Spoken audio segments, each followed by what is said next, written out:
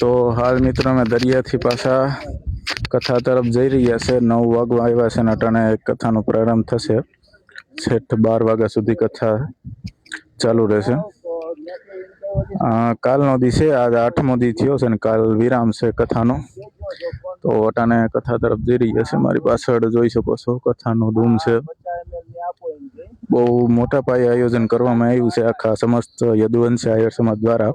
આપણા આયર સમાજ દ્વારા એક ગૌરવની વાત છે કે આવું આયોજન કરવામાં આવ્યું।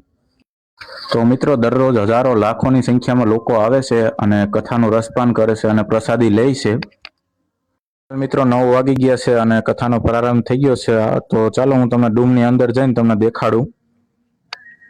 અને મિત્રો જો તમને મારો આ વિડીયો ગમ્યો હોય તો આ વિડીયોને લાઇક કરી દેજો, મારી આઈડીને ફોલો કરી લેજો અને આ વિડીયોને જરૂરથી જરૂર શેર કરી દેજો।